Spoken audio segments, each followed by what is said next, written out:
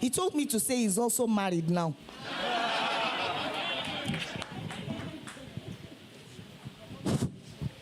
Good afternoon, everyone. It's really great to be back in Ake. I'm very excited. Welcome to my panel discussion.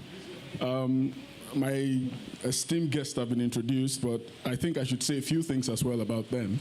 I would say that Nels has a new book. It's called The Hip Hop MBA. It's a fantastic book. Please, can you give him a round of applause? And it's hardback. It's not even paperback, you see. So it's a book for you if you love hip hop and you want to understand music and the business of music. And if you cannot afford an MBA, you can just buy this one. I'm sure Nels will be giving us certificates at the end of the day. Fantastic. And Falana, I know your music, and Rising is on the internet, on all streaming platforms. I think everyone should try. Stream it very hard. But don't stream it like the farmers that Joey knows a lot about. Yes, Joey and I, this is the second time should I say knocking heads in this kind of panel discussion. Joey is an esteemed, distinguished colleague, and he's done fantastically well for himself. You should all follow Afrobeats Intelligence on Substack. That newsletter is fire, isn't it? Yeah, so I was having a bit of palpitations when I was thinking. I was like, these are very esteemed people, and I don't even know what to ask you guys. But I think I would start with some mischief. And that would be just asking now, who did you support in the outgone beef in hip-hop? Were you on Drake's side? Were you a J. Cole person? Or were you with Kendrick Lamar? You see, it's a very good question, actually. So I like to think I like the thinking person. So by the nature of the thinking person, I, by nature, support J. Cole or Kendrick. But really and truly, do you know what I think? I like seeing black people come together united.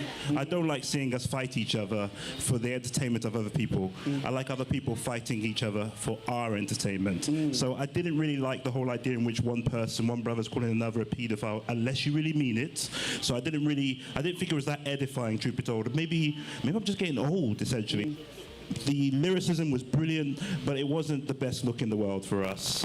So I wish it didn't happen. But I like seeing successful young men really continue to grow and succeed. But yeah, probably Kendrick. Yeah. Plus he won, so but everyone loves a winner. Interesting. I mean, and just to tie it with the business part of it, I mean, if two boxers at their prime or in their prime go boxing, the promoters are catching out big.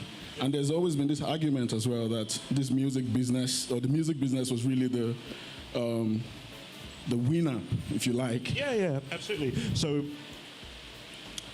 the only person who really benefits from beef at the end of the day is the owner of the cow. So and that's pretty much what really truly happens here. That's what's happened in this situation over here too. So look, these are very, very, very, these are the face of us, essentially. These are, no matter my witty little ditties might get read by, say, hundreds of thousands of people. More people will listen to Drake and Kendrick or anything else today than will probably ever read my words. So I think that in terms of actually being a voice or an image of black people or people of African descent around the world, these are vital, important figures. And I think it's important that the image of us as conveyed via them be maintained and ensure we are respected. Right. Well, whilst reading this book, I was thinking a lot about, I mean, it's about hip-hop, and hip-hop is like 50 years old at least. Yep. I was thinking of the younger genre, or a younger genre, Afrobeats with an S. And I think, Joey, how old is Afrobeat? Is it 20 or 25 or 30? It's 30 years. 30 years. Yes. So you are part of those who believe that it started with Storm Record and, no. Remedies is 98. So Shea Shodim is 97. So I just believe, so I see it in eras. We had a dip after the 80s. The 90s was a bit of a barren period, but towards the end of the 90s, we began to find our voice by emulating the West, right, and then the islands. Yeah, so 30 years. It took us 30 years from the 90s to this moment. Right. So 30 years. And if I understand, there is something going on Twitter as well between Whiskey FC and 30BG and outsiders. And I know that you have one or two things to say, and this is the floor is yours, really, Joey. What do you have to say about, in terms of how it compares to, say, the hip hop beef this summer? What are your thoughts? Well, the hip hop beef is the part of me that likes art, the part of me that likes to consume music, really loves the hip hop beef because I get a lot of new music from it. So there's, regardless of the emotions in the air, regardless of what's flying all over the place, as long as I can have actual art that makes sense, art that has value, and art that possesses utility, then I am fine. For the Nigerian one, I just think it's too pedestrian. Yeah, I think it's too Can you say more? I think it's pedestrian because a lot of it is just bad blood. It's malice, and there's no benefit for the fans. So, as a music person, I want to see you make your emotions art. I want to see you give us a product that we can hold on to. I want to see us get some benefit from it. So the music fans are getting nothing from this. The people who love celebrity, yes. The people who love like broad spectrum entertainment, yes. But as a music fan, I think this holds no value for us. But I mean, there are people who would argue and say that the fans are the forefront of the rivalries, as it were, themselves. I mean, the trolls on Facebook, Twitter, especially, who are talking about comparisons. And I don't think it's a particularly new thing. In hip hop, it's been deployed to show some sort of competition that you spoke about in your book.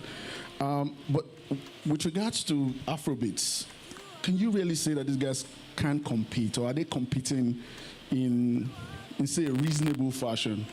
So the very nature of the system. So we're a young industry, 30 years, but the last 8 years, we cracked the global pop framework, and then we began to ascend and sell in new markets. Yeah. The problem with all of these is, at the heart of it all is competition. We're competing for attention. Attention's the game. We're competing for the chance to sell. We're competing for the chance to market. And at every point in time, there's always a ton of music. So on that level, on the business level, everyone's competing. You check the back end. Every end of the month, we go through the systems and we say, hey, who has the most market share? Who has the most market share? And it's usually Empire and then Dapper. That's a competition in itself on a basic level. But you're also competing for the attention of fans. You're competing for better stories to tell. Take, for example, there cannot be two of the same in the same system. That's why you have a Two-Face, and then there's a Joel who just stays in the backwaters of Two-Face. You could have an artist provide something, and then after 5 years at the top, a younger version or someone who has found intersection that also contains what the older guy has would also show up, and then you'd see the attention shift. There's also law of diminishing marginal utility, where you cannot eat the same thing every time. You can consume the same artist no matter how much you try. And so all those lines provide competitive lines. Why I don't believe in this one, it's pretty much pedestrian malice. There's no, you could say the backdrop of it has professional respect, but the display of it, the performance of it is just celebrity gossip, and I like to treat it like that. Well, I agree to you, and I like the language you're using, law of diminishing. Are you going to write something like this for Afrobeats? Well, I've had 2 book deals, but I'm not ready yet. You're not ready yet? No, not yet. Okay, well, I want to come to Falana, who I'm sure has been listening intensely about what we're talking about. We have not said anything about women here yet, and I guess that's a good place to start. It appears that the music industry itself, it's dominated by men, or male figures, really, either from the performers to the back end. And I imagine that that's something that you've had to grapple with deliberately.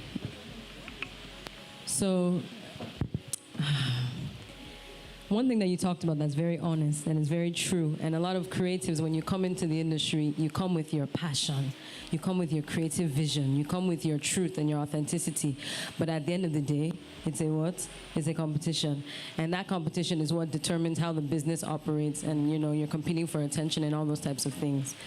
As a female artist, I would like to say you multiply that by 250,000 billion, trillion, right?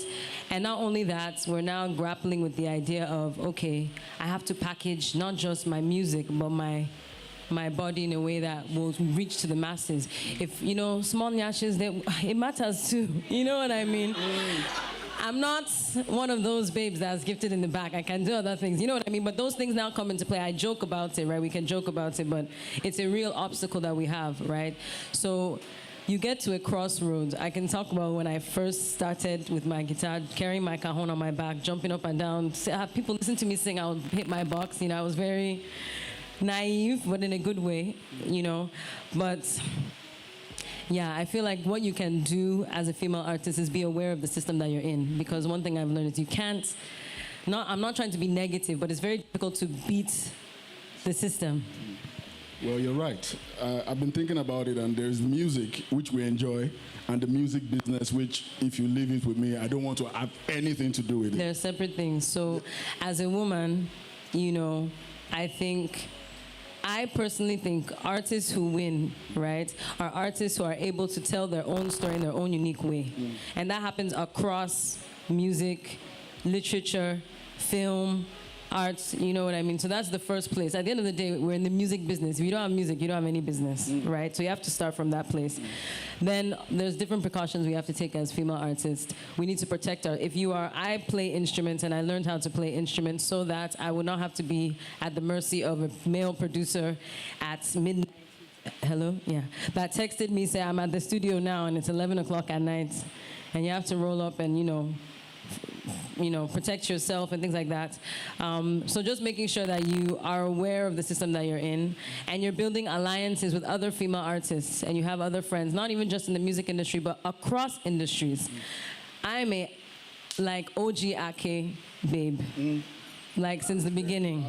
And I have so many beautiful alliances in the literature space. LS has been an amazing supporter of me. In the film space, I have so many incredible alliances as well. I have songs that are filmed. So it's just, you have to become creative, unfortunately. And we do have to do the extra lifting.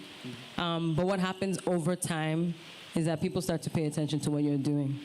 So it's kind of like a balance. I don't want to say, oh, there's no hope, the system is broken, so we can't do anything. No, we can exist and take up space and find the right alliances. And in that way, slowly things change over time. 30 years for Afrobeats, maybe another 30 years that everything will balance 50-50. Maybe, see his face. So I hope I've answered the question. It's kind of you have stylishly, and I have a follow-up question to that, really. And that's that.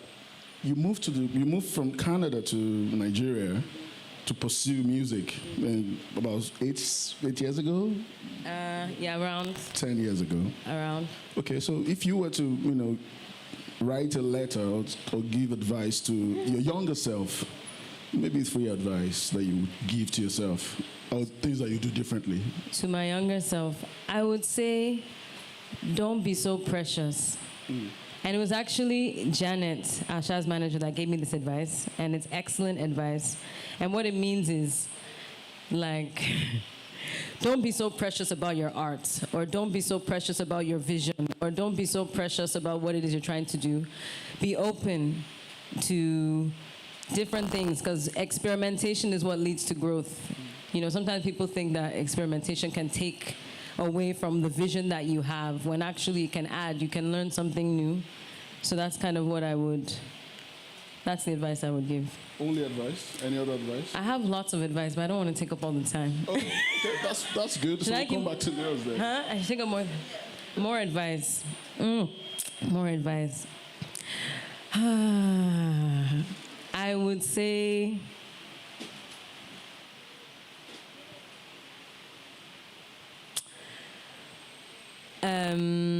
network laterally.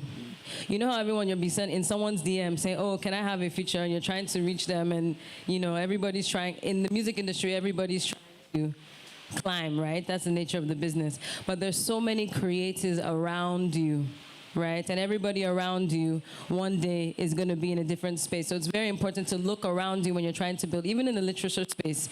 Let's say you have someone who's, studying English at UI and they want to be an editor and you just wrote a book. Ask that person to edit your book because they're looking for catalog as well. They're looking for, experience. So I think that's also really important. And don't be afraid to just try something. Worst case scenario, it doesn't work. If it doesn't work, it's okay. You've learned something, It comes back to that, don't be too precious. Just try something. Just, throw it out there, see what happens. I definitely will try that don't be too precious advice on myself as well. I definitely will. So Nels, I love your book because even though it's a male-dominated society or subculture that's hip-hop, you found a way to spotlight, highlight, and celebrate women, both performers and those who were in the background, like Wendy May, is it? The lady who... Yes, Wendy Day, yeah, Wendy absolutely. Day, And yeah. Sylvia Robinson, Sylvia who was Robinson. actually the godmother of hip-hop when you think about Yes. it, or the business of hip-hop. Yeah. She was the first person who actually created a rap group, the Sugar Hill Gang, for example. If I could just touch on something that was said about Afrobeats earlier on. I was speaking to somebody, not to get too gory, but I was in a sauna in London not too long ago, and I was speaking to somebody about the Thai government, the government of Thailand, and when Thai people started to travel around the world, or so started to migrate, the Thai government, as I understood it, started to give them money to make sure that they could build specifically Thai restaurants around the world. So if you go in places, and the Chinese government did something similar. So if you go to like the most remote place in the UK, for example, like some backwater in Wales somewhere where there's actually nothing happening there other than a train station, you'll see a Chinese restaurant there too at the exact same time. Part of what the thinking behind it was that they would actually use these restaurants to A, create an economic base, but B, to actually help expand their culture and normalize these populations within those actual nations that they went into, particularly the West. Now, our government, of course, wasn't either able to afford it, or some of them, we didn't have the best of thinkers or so back in the day when Nigeria started to migrate. But what we do have now, for example, is that we do have Nigerian restaurants popping up all over, like that's good. But the culture of Afrobeats, what it is doing in places in the West, where right now when you see somebody who's literally a white person at the front of a Burna Boy show crying his eyes out, seeing something of that nature, that it is absolutely fascinating to see. Because Nigerians, being Nigerian, for example, being out of African descent, was to be rather uncool when I was quite young. But now it's brought us firmly into the mainstream. It has opened us up for tourism. It has opened us up for further investment intrigue or so. And I think that's absolutely amazing thing. And I just wanted to thank you guys for the industry you're building, because it's actually making my life significantly easier. So thank you so much. Really appreciate you. Thank you, Falana. Thank you so much. Really grateful to you all. So yeah, so I just want to say that. Yeah. Thanks for saying that, and thanks for celebrating Afrobeats, because I, as a student in Ife, going to parties, even in the 2000s, when you hear a DJ play Nigerian music, it means that he's going to close that set in 5 to 10 minutes. That was what it meant. But today you have a DJ you have several DJs that all they play is Afrobeats. We have Afrobeats nights now. So you see what I mean? Popular nights. There's a place in London called Steam Bar, if you're of a particular age, where it's just purely Afrobeats, right in the Hilton Hotel in Paddington, every Friday and Saturday.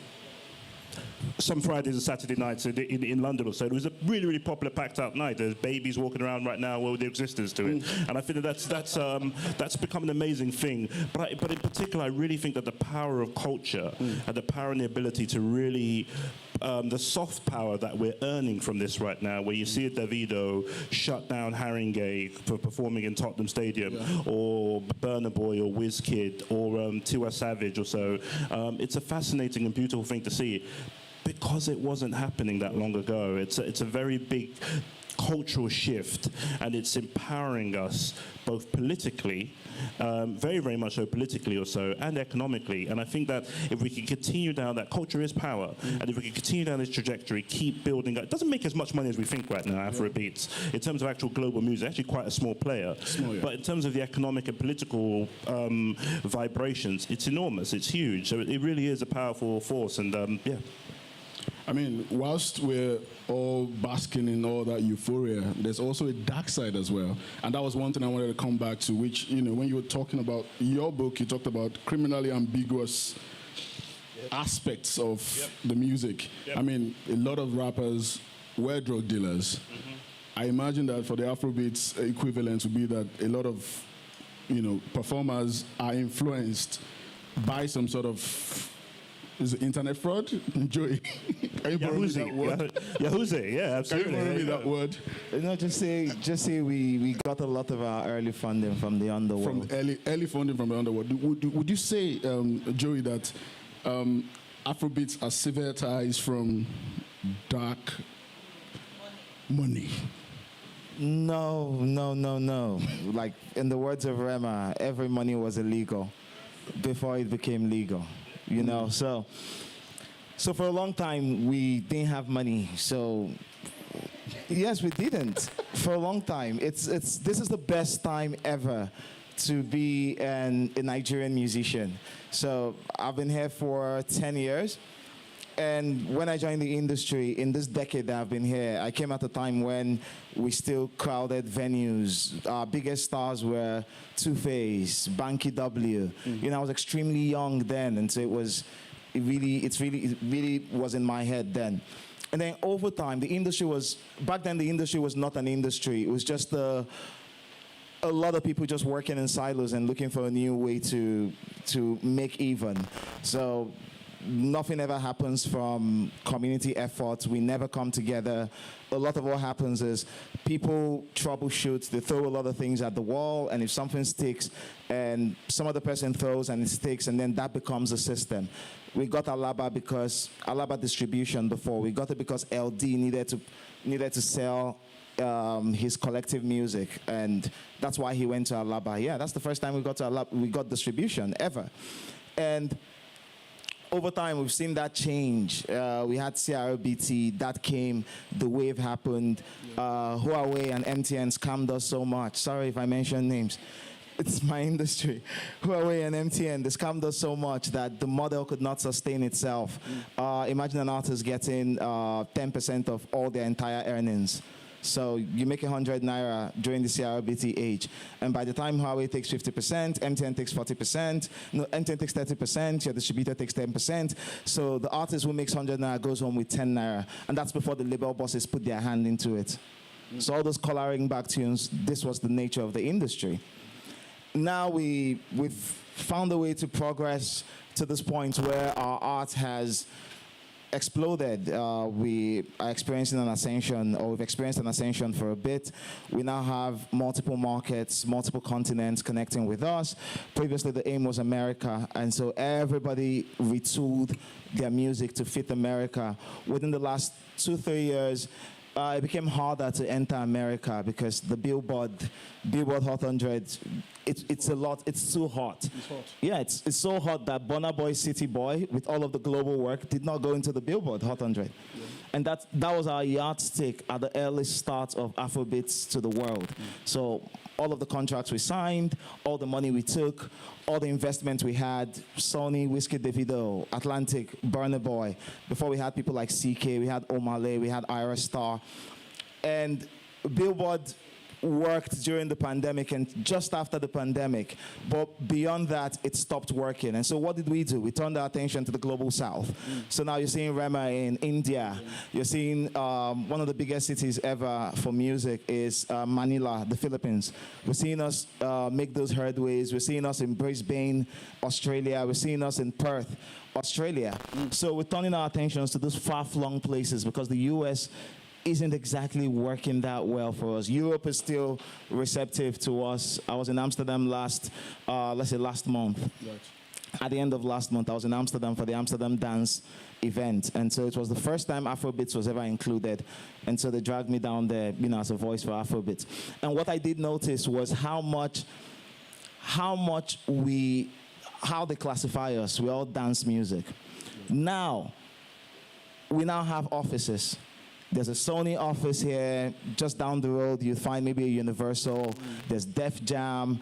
Every artist you know, just name any artist with any sort of leverage, anyone you know, and I'll just mention a powerhouse behind them. You could, if you down to people like Victoni, you'd see people like Engage on that. You see Kiss Daniel, Empire. You're seeing Fave, Wana. So I'm asking about the dark money. Yeah, I'm getting there. Talking about the legit money now. No, I'm getting there. Coming to that.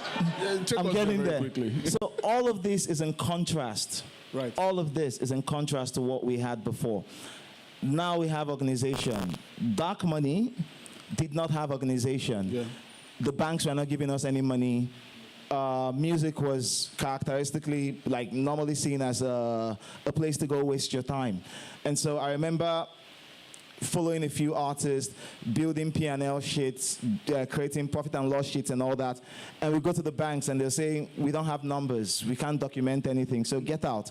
But on the other hand, they have friends who have received wire, all takers, and who have received wire. And these people like music. And they have a lot more money that they can use. Yeah. And so sometimes to help their friends, sometimes to, massage their ego, sometimes just to hear their names in songs. I remember sometimes people would record a song, or when they're done recording a song and they're like, hey, this is a hit, they'll go around all the money men. By money men, you know what I mean. Yeah. And they'll say, hey, this song, we want to put your name here, we want to turn you into legend. Drop money. Hey, you want to mention your name here, drop money. Some of them will say, hey, I want to be in the video. You pay higher. That is how we crowdfunded. Wow. Yes, for the music. And so, because of that, we didn't have numbers. A lot of those figures were not made public. There was a time in this place where having a record label dispute means running around with someone pointing a gun at your head. Yeah, I've done that. I did that with Runtown. Yeah, I did that with Runtown. Running around the city, hiding in hotels, doing all of that because the money comes from a dark place. And so when there's conflict... Nels wants to say something. Is there a statute of limitations in Nigeria, meaning that you can no longer be charged for a crime you may ever be committed? Because you're admitting to quite a lot here. So I just wanted to... These things are public. Sure they're all public. Okay, fair enough. Public. Just because it's all public, yeah, they're all public. I just want to make sure that there's not some police officer outside who's going to throw in cuffs. That's all, because you're confessing to quite a lot here. No, they're all public. All of these, they're all public. Fair enough. Please, sorry to interrupt. I did a lot of investigations regarding this myself. Yeah. So, yeah, I wasn't liked for a long time because I brought light to heat. And so now, so back then it was a problem. A lot of people lost their careers down to this point. A lot of people had mental breakdowns, mental health issues, and nothing worked. When Afrobeats to the World happened, we began to have structural funding. We began to have institutional funding. And so now we have a better industry. All of the people we used to call industry guys, they now have jobs. We have A&Rs now. We have label managers. I go to offices now. I used to work at Universal for a bit until I got bored. But now we have label managers, we have CEOs now, we have directors now, Joey, and now it works. Sorry to just interrupt. Yes. I know that you're also quite critical of the Afrobeats to the World movement these days, especially how it's been affecting the local scene. In fact, one of your strong arguments is that there's not been any new artists this year, and I think that was you did a post on that about 4 months ago. So is there an artist yet? Because I would argue with you that Iron Math is, well... You're dropping standards. Okay. Yeah, you're dropping standards. It's a substandard blow. And I'd say this because now we're having arguments about who the prime artist for the year is. But other years, we've never had this. We know what blowing means. But because of how much of a poverty we've had this year for new entrants, now we're all dropping standards and trying to squeeze it in. I refuse to do that. But don't you agree that there's been a contraction in culture globally, really? And, there's been, we're post-pandemic, and, a lot of money was spent during the pandemic, and we're in recession, really. Do you think that could explain also why this is the case? The music industry lives in a bubble. If I mention figures from the music industry, you guys will scream blood money. Yeah. I remember an EP came out this year, a really short EP. To make that EP, people got over $1 million. All the artists on that project, they got over $1 million for making 4-5 songs. Blood money. I think, Nels, you spoke about something like this in your book about when capitalism was trying to grab hip hop. And they threw money around. Yeah. So and they weren't successful. Yeah. So what, Joey? So in fact, Joey, your contributions were absolutely amazing, very enlightening, also, and potentially criminalizing too. But what I'll say is that. What happened there is that in the old days, so when hip-hop first started off, late 70s, really took off in the late 70s, it was all independent labels, all like what you're saying, like the hustlers on the ground or so, and that's why a lot of them actually got their money from drug dealers to just literally, and that's why you see things like Paid in Full, or even a lot of them got not just their money, they got their names, their style, every little thing you could think of or so, they got them from the people who were actually getting money or so at the time or so. So it was an underworld thing. And actually, that's not the only area where it's happened in. If you go back to the civil rights movement, a lot of that was actually funded by the underworld too. So a lot of black history gets its income source from the underworld. But what happened then is that once we hit the 90s, so by the late 80s, the big record labels want to take over. They notice that, okay, hip hop's doing well. It's not the fad we thought it was going to be. Let's come on board and take over the industry a little bit or so. So they start to sign acts that they thought would have massive commercial appeal.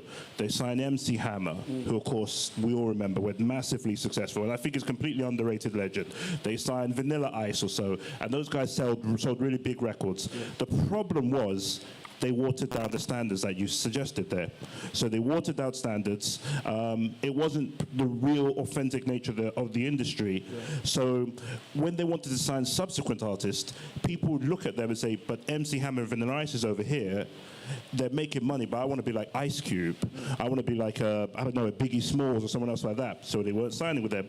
But when the big record labels really wanted to take them out, they pushed them out either by buying them out, literally buying the independent labels, or pushing them out by pricing them out. So if you remember, go back to the 90s, if those of you who got a bit of age, you would have seen the video by, I must say, this book, I wrote it at the most unfortunate time in the world because I picked the worst time in the last 30 years to write a book with the word Puff Daddy in it about 30 or 40 times. So it's just like, boy, my timing was awful on this one. But you would remember a video like More Money, More Problem, or Give Me Some More by Busta Rhymes, or What's It Gonna Be by Busta Rhymes and Janet Jackson, or so many of these videos. You look at the early 90s, you've seen the rap video would have been quite poor. You would have seen them running around the hood or something else like that. Suddenly you're seeing the helicopter. Or if you look at the More Money, More Problem, the Hypnotized video by Biggie Smalls, where he's being chased, where they're doing the reverse scene and everything else or so. Those videos cost a lot of money. People thought it was just entertainment. It was beyond the entertainment side of things. It was capitalism at work. So the big money had found its way into hip-hop. Big corporate money has found its way into hip-hop, similar to what you're describing right now. And they were using it to effectively push out the little guy, because they are always about market share. They always want the bigger the slice of the pie for them. So they use that way to make sure that MTV could not resist their videos, and the little guy just became a complete irrelevance. And that, I fear, is what effectively may be happening. But the saddest thing about it is that it's always the same companies. Even in Nigeria right now, you mentioned Sony, Universal, one for another. It would be lovely to see a Nigerian distribution center really owning the Afrobeat scene and really making sure that the culture is not just taken over by big international conglomerates who, once they feel the actual scene is no longer hot, they'll move on to something else. But that's, thank you for that. That was a beautiful point. Beautiful. Yeah. But that's where we... I want to hear from Falana, actually, because we've talked about how capitalism can consume or diffuse culture, but there's always that independent, or the artist who is on an independent label who is fighting back and who is sticking to their essence. And the question is, do they get tempted, the independent guys?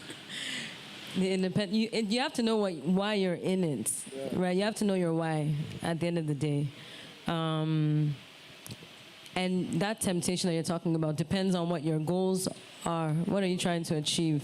You know, when we're talking about market share, right, and being like, for example, you talked about Vanilla Ice and MC Hammer doing like watered down hip hop that Oyibo people would dance to, and then another person like, we need something that's more like this, so they would have rejected the Ice Cubes and those people, the LL Cool J's, for example, until they built their own fan base, and then in building their own fan base got the attention of the major labels. So that's really what the game is.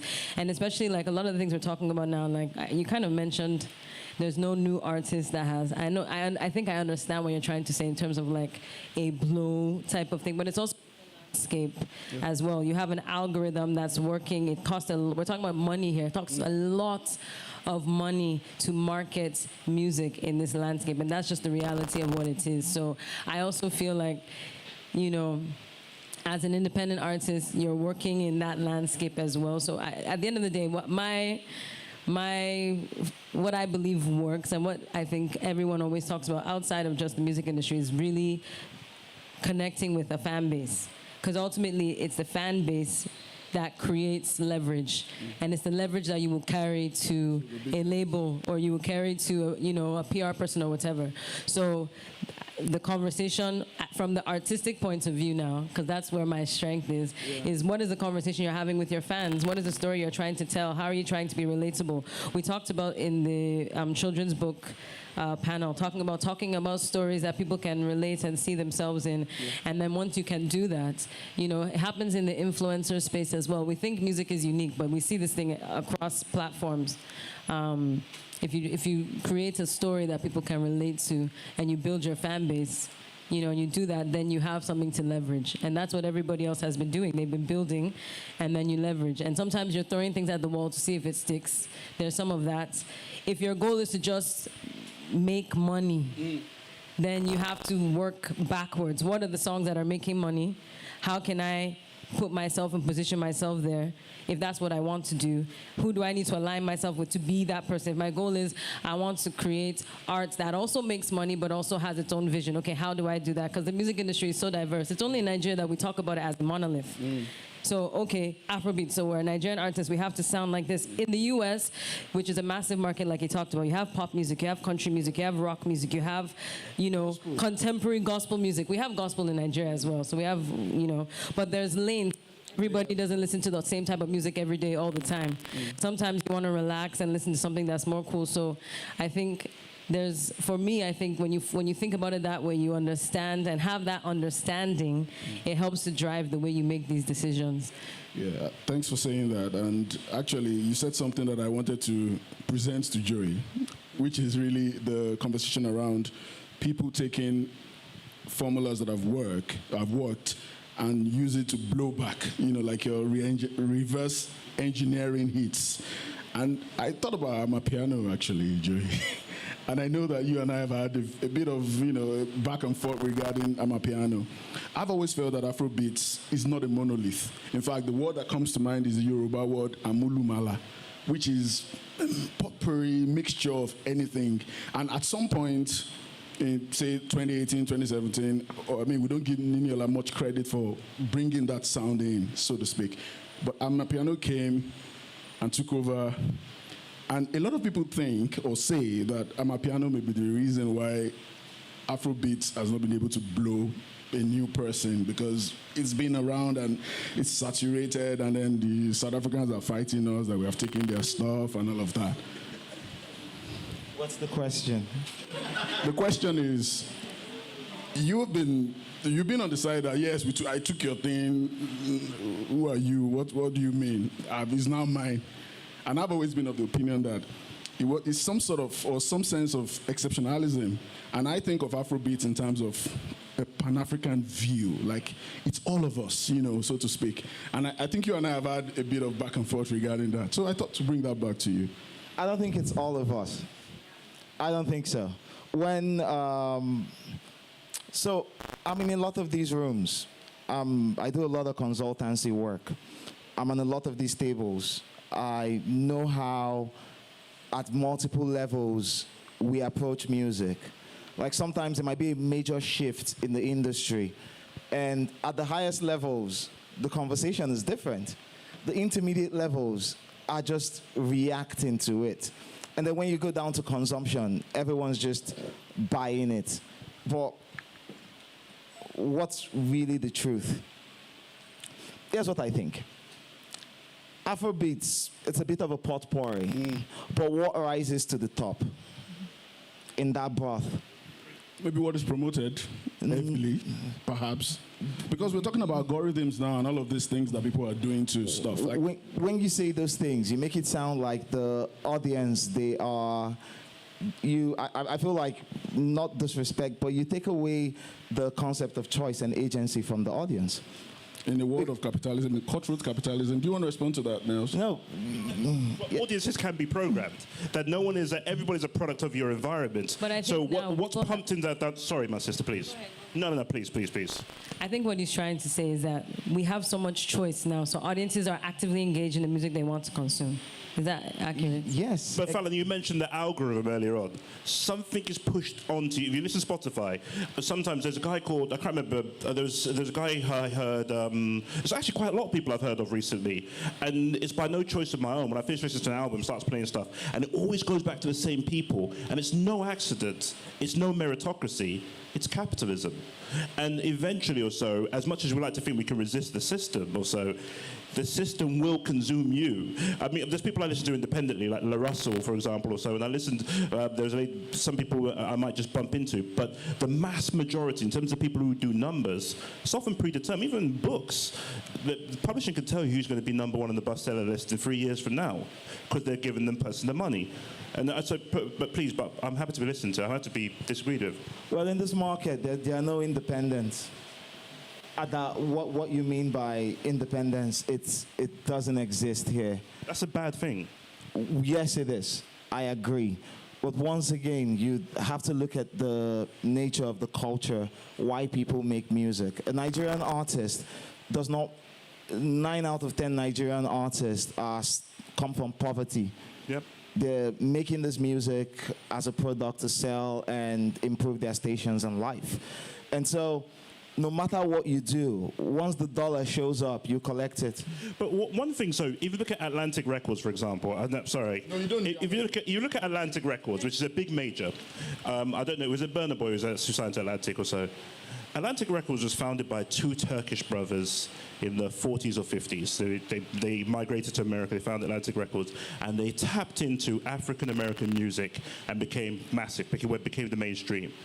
My prayer, our prayer, Joey, Falana, or everything else, so should be that, be it Afrobeats or whatever else that we're using, that as these major conglomerates come in, that somehow, some way, or no, they come in, want to eat up our market, eat up the...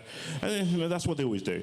But our prayer, our hope, our dream, our efforts should be how a Nigerian entity suddenly breaks out of that, goes to America and consumes their market and becomes one of the big majors or so, where we're pushing what the algorithm, we're determining what the algorithm is, and what's favored in the algorithm, and what becomes popular and what doesn't become popular, as opposed to once again, they come up, they suck us dry, and then they leave, essentially.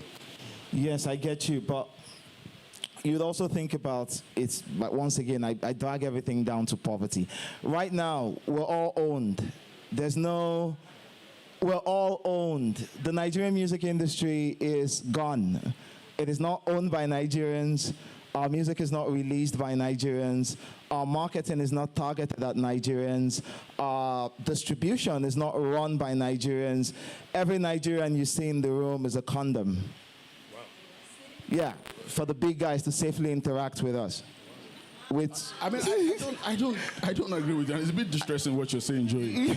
It's a bit distressing because I listen to Q Dot, I listen to Mobad, I listen to Barry J, and all of these guys, I know that the big guys are not really messing with them. Okay, but I'm listening to these guys, and I'm listening to them heavily, and I'm listening to other kinds of music in Nigeria. I'm listening to the gospel guys, the Joey Akan, and all of those people. I'm streaming these guys with my money in my London flat, and I'm hoping that that money is getting to them some way or the other. To them, you know, in particular. And when you say this kind of things, it's a bit distressing for me. It's almost like doomsday Afrobeats. It's not distressing. So let me just break this down. An artist shows up and says, hey, I have music now. I even have artists myself that I intend to seed into the system next year. And I have to work with the system. It breaks my heart. What do you mean by seed into the system? Seed into the system. So you're going to give them to hand them over to the white man, essentially? I would be a condom. Yeah. And because that's the system we have. That is the system we have. I don't know. I have no rose-tinted glasses because I see this every day. I'm a member of the Grammys. I'm a member of Mobo. I'm a member of BET. I'm a member of Mamas. I'm in all of these academies. That's my day-to-day. And so when I say we are owned, we are owned. So you mentioned Barry J. Where's Barry J now? He has 1,000 other replacements now. You call TML Vibes. You call all of these boys that Dapper has seeded into the system. And everyone's saying, oh my God, Dapper is so big. And then you go to Dapper's back end, and what do you see? Big bad guy, Warner Music. Condom. So you call any other person. You see Johnny Drill, you know, his music is considered independent, all of that. But he's signed to Mavens. And Mavens, they're owned by Universal. Independent is not his sound, though. Let's clarify at least. He's doing folk music, but we know that he signed to. Yes. That's just so people don't get confused. He sounds like independent is when you don't have a major label or you don't have a big percentage. Yeah, but there's no independence in the mainstream. You see an artist that stayed independent for a long time, Lil J.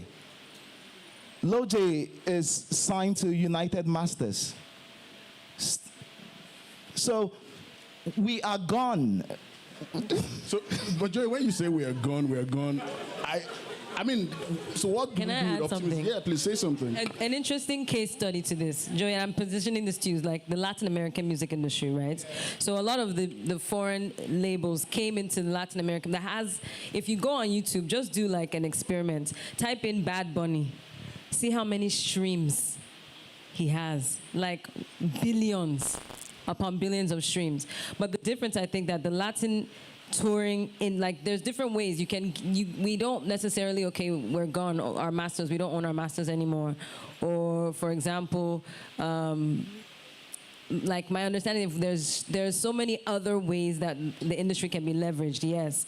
So like with touring, unfortunately, you know, we don't have the most amazing infrastructure for touring for us to be able to leverage, because most of these artists, these Latin American artists, where they make their money is touring.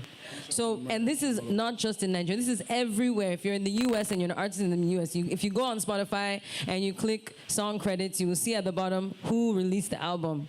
You know, like it's true, a lot of the market share in the mainstream is owned by major labels. If you're fortunate enough to have money like Prince or Michael, buy back your masters or whatever. That is generally the norm when you're trying to reach certain levels. But where artists win is when they're able to leverage their catalog to tour to make money. And that's the issue that I guess we're having now. Like, I'd like you to say a few things about that, because I know you touring and you've toured Africa and other places. Yeah, so what has the experience been like, especially being a woman as well? And you've spoken about some vulnerabilities already. Touring is like, everybody knows. Touring is like, if you ever see like random artists go on tour, they're doing it because they want money.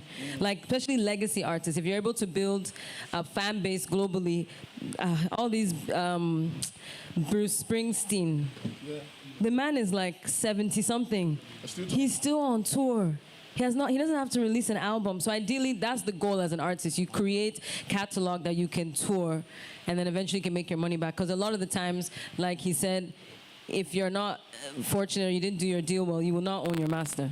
And you're just essentially giving your master away, knowing that, okay, I'm giving it away, but this is the leverage that I'm going to get to my fan base. And then recently people have been complaining that you don't have access to your fans. So it's really the fan that can allow you to really leverage to make money afterwards. If we're able to build an infrastructure for touring, and if you're able to build audience in the US, for example, touring in the US is also very expensive because America is very big, so going around is not cheap to be able to tour. So the business of it is, there's so many different pieces to it. But I understand what you're trying to say. It happened in the 70s when Decca came and Sony came. They all came. Yeah, man, all of them. Exactly. This is not the first time. They all left in the 90s. Yeah, Magic Fashek, Lijadu Sisters, all them, KSA, they all came, were signed to international labels. Like Magic Fashek was on Letterman.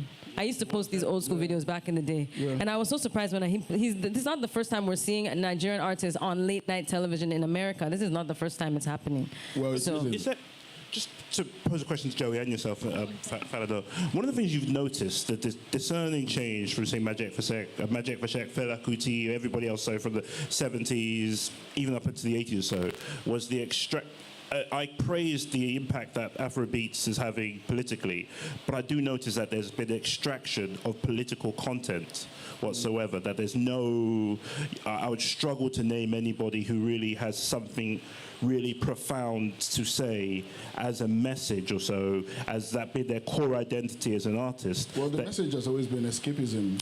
Yeah, absolutely. In Afrobeats.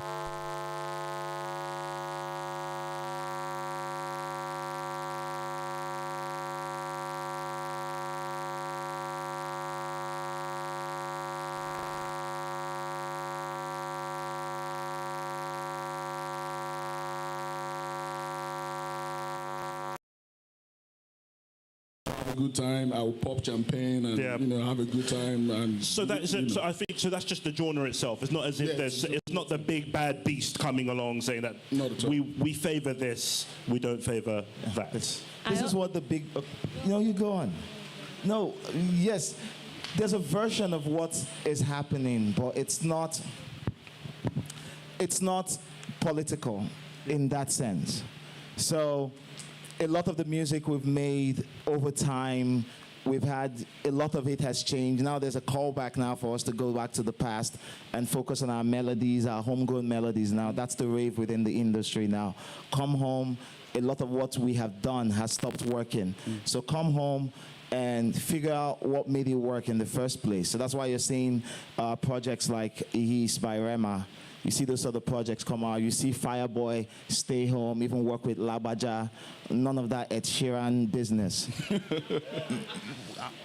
Yes, that's what we're seeing. That's what we have to do now. Everyone's shaking. After last year, everyone was shaking in their boots. Hey, we can't make stars anymore.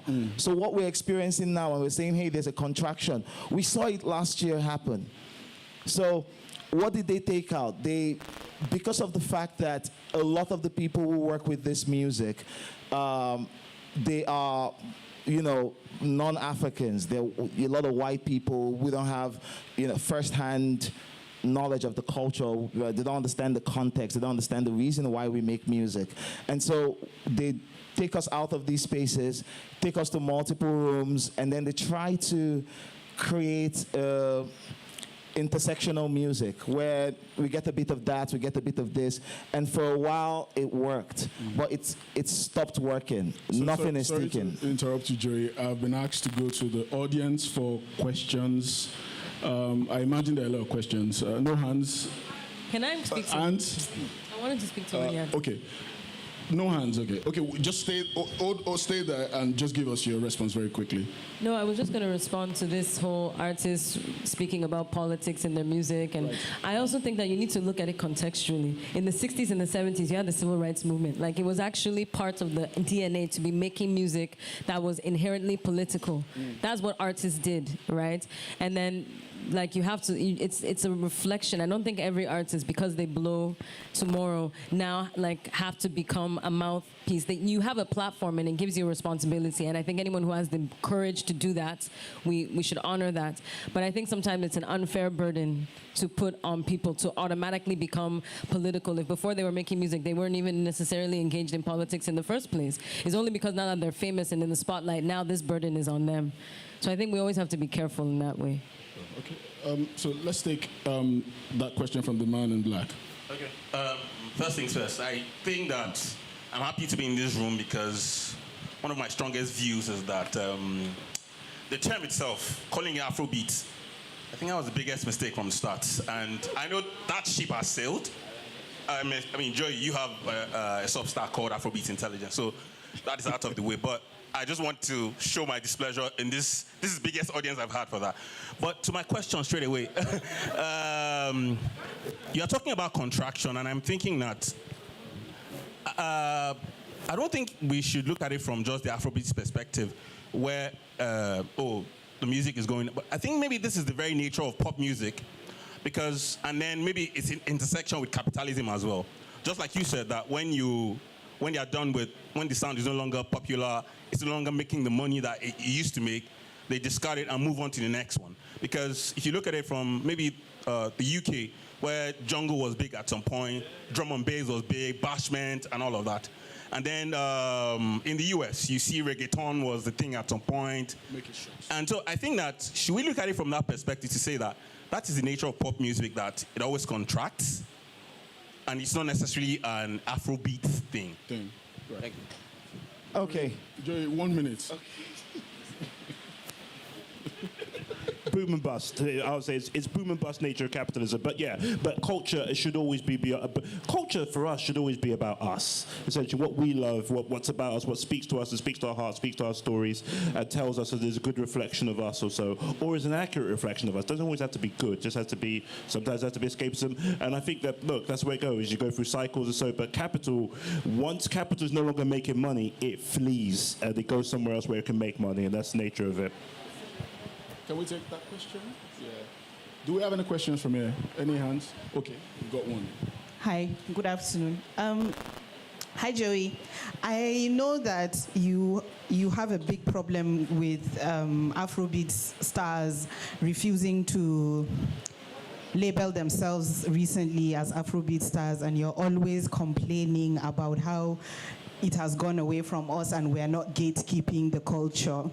So I want to hear from you, what's your solution? If, for example, by some miracle, the industry wanted to gatekeep the culture, what would you suggest? Okay. The industry gatekeeping the culture. So the benefit of Afrobeats to the world is that we, opened ourselves up for a lot more people to come in and experience the culture. And the problem is we let everybody in. It's the same problem. So what does gatekeeping look like? Gatekeeping means investing radically in this market to the point where we're strong enough to have independent businesses. We're strong enough to have the numbers. So Falana talks about the people in Latin America. You mentioned Bad Bunny, you mentioned Ozuna, you mentioned Daddy Yankee, you mentioned all of these people. The difference between what they have and what we don't have is numbers. We don't have local numbers.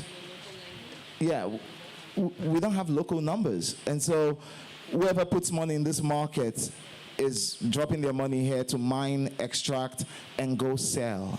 It's the same thing, much like crude oil. We're just mining ourselves and selling outside. That's what it is.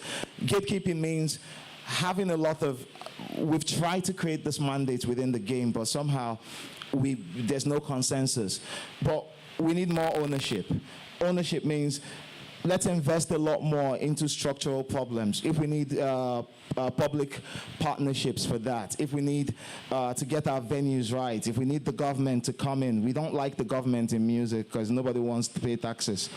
But if we need the government in, so when we do that, we have numbers enough to say, hey, we can be self-sufficient. Afrobeats constantly collects loans. All of these deals, everyone's signing, you're seeing advances, you're seeing all of this. We're collecting loans that we cannot pay back. That's what it is. All this money you're seeing, they are loans, and the only collateral we're using to do that is foreign attention. So this entire thing is hinged on foreigners liking the music. And that's why everyone shakes when we cannot go into Billboard, because everybody's job is at stake. Livelihoods are going to crash. We've seen this happen in the 70s. We've seen this happen to the people on the islands, Jamaicans, all of them. This is exactly what happened to them. The Caribbeans, the Latinos, Latin America rather, they can dictate terms. They have the Latin Grammy, literally an event organized for them because they have numbers. And so you could invite people to become partakers. You invite people into the culture. They don't come to own you. They come to partner with you because working with you gives them intrinsic value. Your value is inherent. With us, it's only when we extract this music and then we take it around all the music capitals around the world before we get any value from it. And so gatekeeping means fixing that basic problem. I'm not saying, hey, don't work with A, B, C, D. The only thing that's holding us now is, now we're seeing a lot of people dropping Afrobeat-inspired artists. Tonight, there's an artist called Eric Bellinger. He's dropping an Afrobeat-inspired album. They've sent it to me from America. I have it. It will come out tonight, but I've been jamming it and my heart has been breaking. The moment they get one hit, and this is what happened. You wake up, you see Justin Bieber will do, is it too late to say sorry? And you'd not know that is dancehall because they've extracted what they needed to extract and passed it through their filter. Now we're still in that stage. We're seeing Best Afrobeats. We're seeing Usher get nominated. Best Afrobeats, there's Chris Brown in there. But slowly. I have to agree with what you're saying and disagree with it as well. And this is why. You can't say Afrobeats to the world and, I mean, what you're saying to Afrobeats to the world means capitalism, look at me. And you can't expect capitalism not to respond. And what capitalism will do, like Nels has said, is it would get washing water and pour it over your hand and then give you something like a drying towel to dry your hand. I'm only asking for a cultural commitment to ourselves. Fix these problems. How do we fix it? Fix the problems. We need to find a way, work with government to extract money from the pockets of everybody. We all listen to music, but we don't all pay for music. We consume music more than we consume food. But we don't. Everywhere you go, there's music. Everywhere there's music hitting you. Today, you might not notice, but just one day, wake up and just count how much music gets to you. So should we start lobbying, like maybe the legislators, to make laws so that whatever music is played anywhere, someone gets paid? Yes, we need to. We need to sort our houses inside, and then we need to put a united front. So that's the only way we can gatekeep, by fixing the spot. Are you going to lead that charge, Joey? Huh? Are you going to lead that charge? We have tried. If I can join you, I mean, I don't have much, but I can, join you in that because I think that the way you've described it, it's like, Mayday, and we must respond to that. Yes, let's respond to our question. She has a question for us. Do you have the mic? I have a question. You've kind of answered some of it already, but it was more about how we as listeners can support local artists. So you've kind of said that, we should buy music, we should support, lobby the government and stuff like that.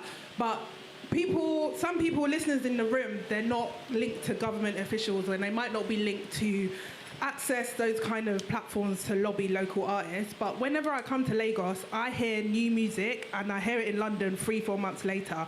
So how can we, where everyone in here has a platform, like what can we do more? Whether it's like, how do we get the music to land with us better, or what is the way? And I guess that's for all of you. You spoke about, touring doesn't necessarily, we can't really do that outside and stuff like that, but like how can we support you better as artists? I'll start answer that question. So the first thing, in the music industry now, it's all metrics. So they'll look at you and say, how many followers do you have? How many streams do you have? How many shares do you have?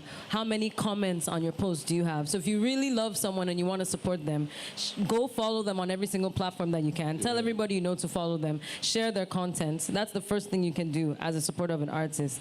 I think from a financial point of view, to be honest, streaming the music is good, but a lot of that money does not, and people have been advocating for this for a while, a lot of that money doesn't go to the artists. So artists that sell merchandise, generally, that's a way to financially support an artist. Going to their show, that's a way to financially support an artist. If you have some of the platforms, I know Spotify has this, I don't know if AudioMac has this, but some of the platforms, they'll have like, you can PayPal, PayPal, they'll do a link, and the artist sometimes can donate money to a charity, or you can actually send money to an artist that's sitting in their house looking at themselves like, how will I pay for mixing of this album? Send them, small money, and then they'll be able to do something. Those are the small, I think, realistic ways that you can support an artist. Because obviously, like you said, lobbying, unless you go and DM Joey, tell him you're ready to follow him when he goes to the... So those, I think, are important ways. Engaging digitally now, because digital currency is a thing that really pushes artists, is how you can support an artist, I think. When you were talking about the numbers, metrics, and all of that, I was thinking about publishing as well. My publisher will be looking at me now. That this is what determines, what we've. And talking about physical spaces, especially in Nigeria, I was opportune to read a book by a British photographer who followed Sonny Okosun around when he was touring. It was almost like it was like an action film, where sometimes people would break it them and they had to run away, and this was in the early 80s, and it just struck me when I moved to the UK that if you're a musician who has 20 people, you can get a venue where there's sound, there's everything for 20 people. If it's 50, if it's 100, if it's 150, 200, up to 20,000, the O2. In Lagos, I'm not certain that you can find a place where you get, or a package where you can get a space with the sound and everything you need to perform for 50 people. And there are musicians who the audience base at the moment is 50, and they should be catered to so that they can become 100 and so forth. But we don't have all of that here in Nigeria, and I'm wondering what... 50 would be half of this room. That's it. Just block off this side of this room and off you go. Yeah. So, round of applause to Lola Shunay and her team for arranging that, So, we have time for one more question. Please, can you make it very short? Can she get a mic? Okay, thank you. Hello. So I think I've just been listening to this from an outsider's perspective, but also bringing in my book perspective into this. And I think the question that is still hanging in the air is industrialization of our art to the point that it benefits the producers, the artists, the writers, the creators of the art. And I'm really curious to know from you guys' perspective, like being on the inside, and especially Nels, who's done a lot of work in terms of the commercial aspect of it, and I think the case studies that you've mentioned quite a bit are from the West, and we know there's a lot of macroeconomics that really supports industry to the point that you can have a creative industry, right? Which is a lot, which is not the case for a lot of African markets. So, yeah. What do you think are some of the factors that need to be in place? And also that the people in the room, what are some of the ways that they can move that lever up in whatever capacity that they're in? To be honest, I'm more of a commentator. These are the players over here, so I defer to the player manager and the player. So please, by all means. Once again, we can... Thank you so much. Thank you so much. Once again... 3 seconds. So okay, we don't... Yeah, it's gone. 3 seconds now. But let me just wrap this up. So I don't believe in...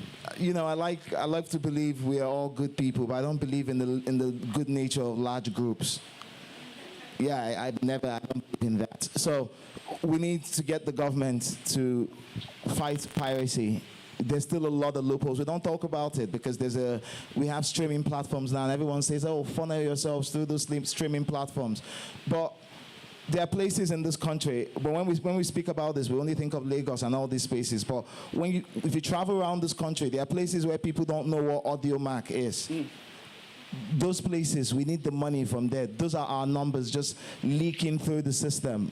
And that's why it appears we have no numbers. Yes, we have numbers, but we don't have numbers that have money.